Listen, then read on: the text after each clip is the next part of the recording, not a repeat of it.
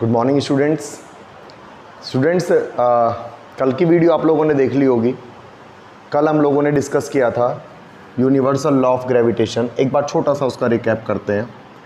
Universal law of gravitation हमने complete किया था, और जिसमें हमने पढ़ा था कि अगर दो ऑब्जेक्ट हैं और उन दोनों के सेंटर्स के बीच की डिस्टेंस d है और एक का मास m1 है और एक का मास m2 है, then the gravitational force is equal to gm1 m2 upon r square, where g is universal gravitational constant, universal gravitational constant, and its value is 6.7 into 10 की पावर -11 न्यूटन मीटर स्क्वायर पर kg square. इसके बाद हमने यहाँ पर बात की थी कि ये जो आपका g है ये all over the universe constant होता है, इसीलिए इसको हम यूनिवर्सल ग्रेविटेशनल कांस्टेंट कह देते हैं। ये सारा हमारा कल का डिस्कशन था, हमने इसके ऊपर बेस 2 न्यूमेरिकल्स भी किए थे। स्टूडेंट्स, आज हम लोग एक बहुत अच्छा टॉपिक करने वाले हैं, and the topic is Kepler's law of planetary motion. 16th century की बात है।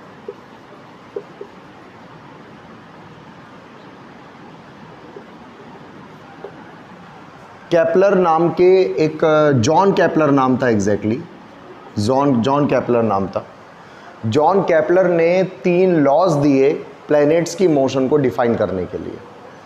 ये लॉज आपके सैटेलाइट्स, कोई भी मान लीजिए प्लैनेट के चारों तरफ कोई सैटेलाइट रोटेट कर रहा है, कोई सैटेलाइट मूव कर रहा है, तो उसके लिए भी एप्लीकेबल है। तो ये जो लॉज दिए गए थे वो प्लैनेट्स के लिए दिए गए थे। सन के चारों तरफ जो प्लैनेट रोटेट करते हैं उनको डिफाइन करने के लिए, उनकी मोशन को डिफाइन करने के लिए केपलर ने 3 लॉ दिए। नाउ फर्स्ट लॉ की बात करते हैं। स्टूडेंट्स, फर्स्ट लॉ को हम लॉ ऑफ ऑर्बिट भी कहते हैं। फर्स्ट लॉ को हम लॉ ऑफ ऑर्बिट भी कहते हैं। ऑर्बिट वो पाथ है, वो सर्कुलर पाथ है, वो इलिप्टिकल पाथ है जिसमें कोई भी प्लैनेट सन के चारों तरफ रोटेट करता है। तो यहाँ पर लॉ ऑफ ऑर्बिट दिया गया, और लॉ ऑफ ऑर्बिट बहुत सिंपल है कि अगर मान लीजिए मैं एक इलिप्स बनाऊँ। स्टूडेंट्स, ये इलिप्स है, इलिप्स एक ओवल शेप कह दो, इलिप्स है। तो एक कोई भी इलिप्स में ये 2 होते हैं फोकाई। एक्चुअली फोकाई क्या होता है मैं बताता हूँ। जैसे कि मान लीजिए ये हमारे पास में इसकी माइनर एक्सिस है, माइनर एक्सिस मतलब जहाँ पे डायमीटर कम है। ये इसकी मेजर एक्सिस है, मेजर एक्सिस का मतलब जहाँ पे डायमीटर ज़्यादा है। तो यहाँ पर इस मेजर एक्सिस पे 2 पॉइंट होंगे जो सेंटर से इक्वल डिस्टेंस पर होंगे, and these points are called foci. Focus बोलते हैं, फोकस का प्लूरल नंबर फोकाई हो जाता है क्योंकि 2 फोकस यहाँ पर हैं, इसीलिए इसको फोकाई बोल देते हैं। तो मान लीजिए फोकाई F1 है, ये फोकाई F2 है। Now according to the law of orbits, sun is एक फोकाई पे, वन ऑफ द 2 फोकाई, दोनों में से किसी भी एक फोकाई पे सन है, and the planet revolve on an elliptical orbit. Planet इस तरह से इलिप्टिकल ऑर्बिट पे रोटेट करता है with the sun at 1 foci. Sun इन दोनों में से एक फोकस पर होता है। तो बड़ा इजी है, ये आपके ऑर्बिट की शेप को डिफाइन करेगा। ये लॉ आपको बताएगा कि जो प्लैनेट्स हैं वो इलिप्टिकल पाथ पे रोटेट करते हैं। प्लैनेट्स इलिप्टिकल पाथ पे रोटेट कर रहे हैं और इस इलिप्स के 2 फोकाई होंगे और सन इन दोनों में से किसी भी एक फोकस पे प्रेजेंट होगा। मैंने कह दिया चलो भाई सन यहाँ पे प्रेजेंट है और प्लैनेट्स के चारों तरफ रोटेट कर रहा है। बिल्कुल सिंपल, कोई तुम्हें ज़्यादा परेशान होने की रिक्वायरमेंट नहीं। इससे ज़्यादा हमारे सिलेबस में कुछ भी नहीं है। फर्स्ट लॉ में हम लिखते हैं the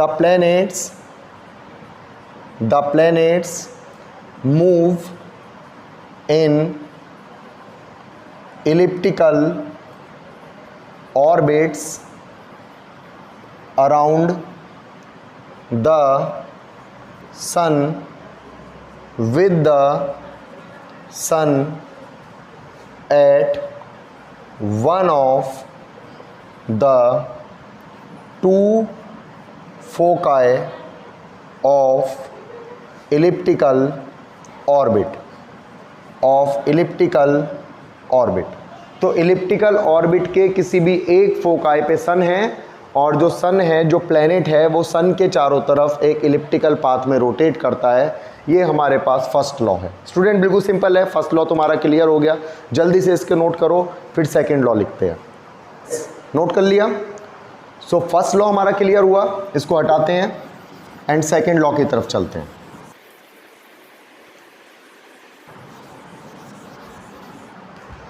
student second law, Kepler second law, जिसको हम कहते हैं law of areas. Law of areas, कुछ एरिया की बात की जाएगी। जैसे पहले वाले में ऑर्बिट की बात की गई थी तो उसको लॉ ऑफ ऑर्बिट कह दिया था, ऐसे ही लॉ ऑफ एरियाज की बात की जाएगी। बहुत इजी है, देखिए अकॉर्डिंग टू दिस लॉ, फिर से वही, ये फर्स्ट लॉ से तुम्हें पता चल चुका है कि प्लैनेट्स एक इलिप्टिकल पाथ में रोटेट करते हैं। ये भी तुम्हें पता चल चुका है कि सन इनमें से किसी भी एक फोकस पर है। हमने लिख दिया भाई सन मान लीजिए इस वाले फोकस पे है, पहले भी हमने इसी वाले फोकस पे लिया था।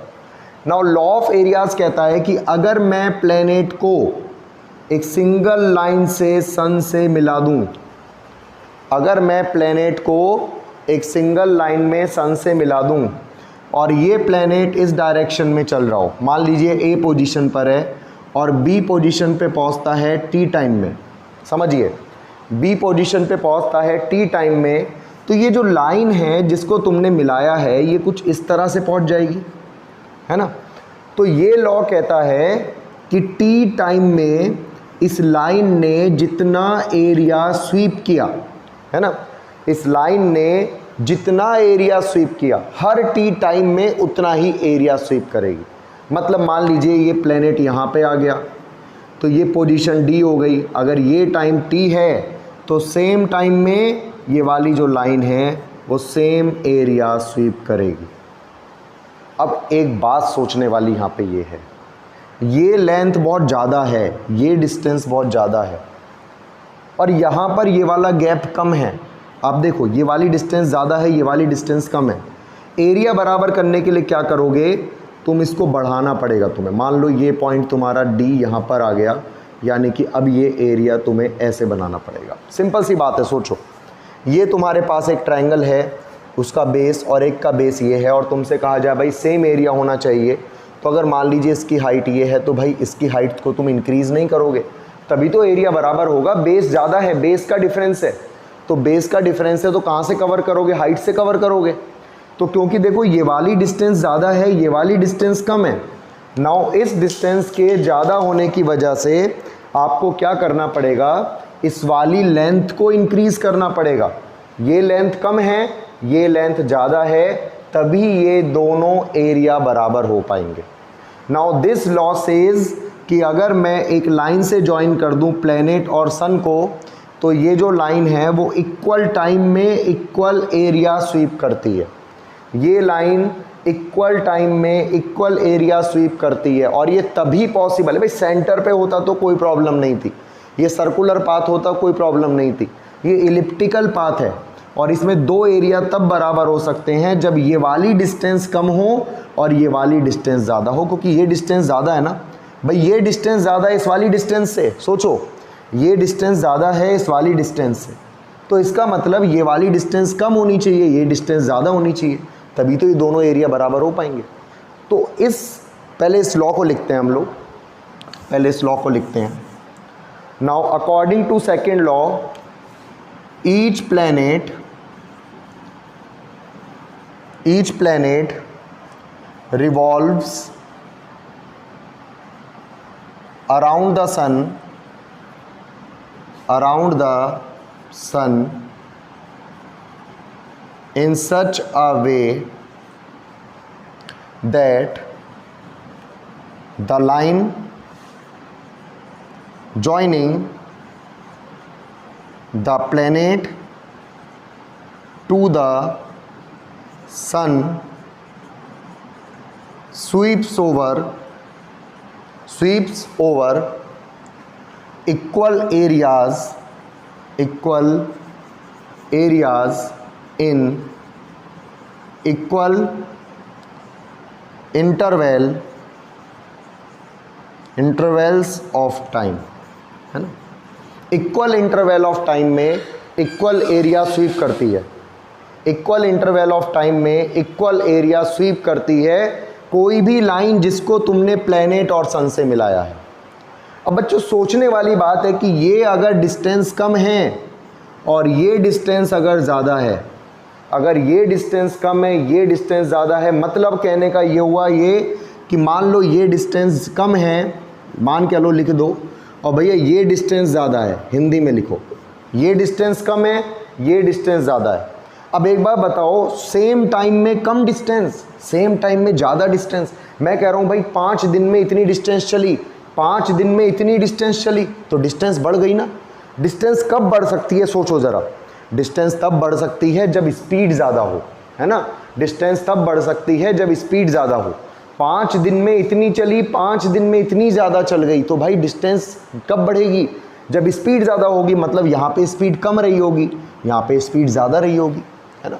सोचो अगर यहाँ पहुँच जाओ तुम कहो भाई ये ई पोजीशन है तो एफ पोजीशन तो फिर ऐसे बैठेगा, ये डिस्टेंस तो क्योंकि बहुत छोटी हो गई, ये डिस्टेंस बहुत छोटी हो गई, तो इक्वल टाइम में इक्वल एरिया स्वीप कराने के लिए आपको इस वाले डिस्टेंस को बढ़ाना पड़ेगा।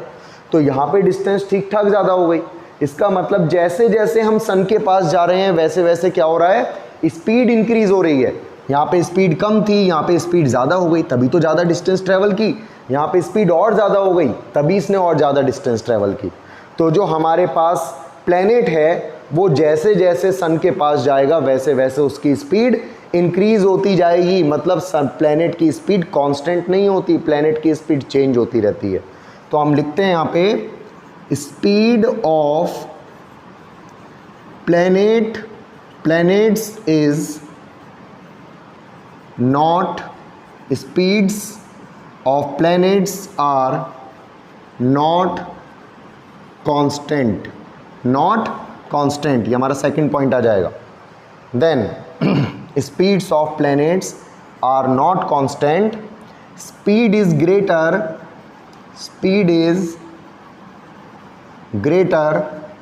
when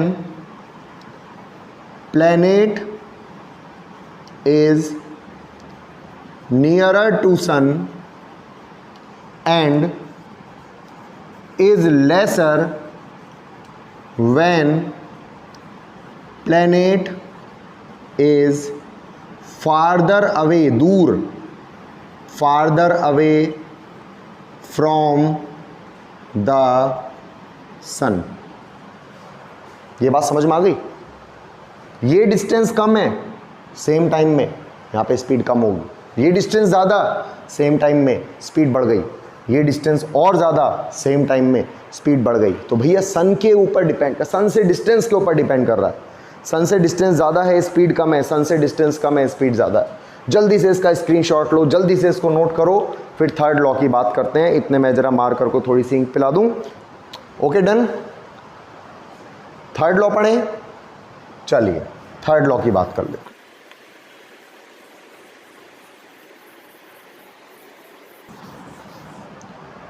बच्चों थर्ड लॉ पहले लिख दो इसको,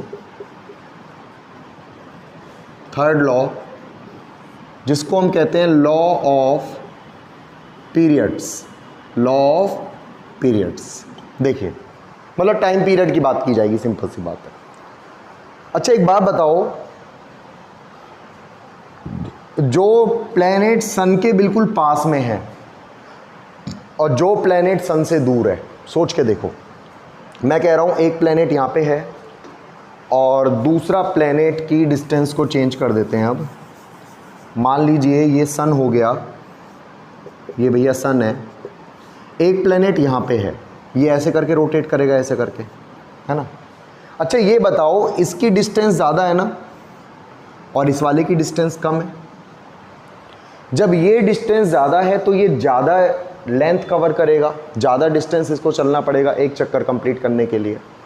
इसकी डिस्टेंस कम है, इसकी डिस्टेंस कम है, और जब इसकी डिस्टेंस कम है तो इसको कम डिस्टेंस चलना पड़ेगा एक चक्कर कंप्लीट करने के लिए। भाई एक डोरी लो, जितनी लंबी डोरी होगी उतना ज़्यादा वो सरकमफ्रेंस बनाएगा सर्कल। तो ये डिस्टेंस ज़्यादा है तो ये ज़्यादा ही डिस्टेंस कवर करेगा, ये वाली डिस्टेंस कम है प्लैनेट और सन के बीच में, तो ये एक चक्कर कंप्लीट करने में कम डिस्टेंस कवर करेगा। अच्छा एक चक्कर का टाइम क्या होता है, इसको बोलते हैं टाइम पीरियड।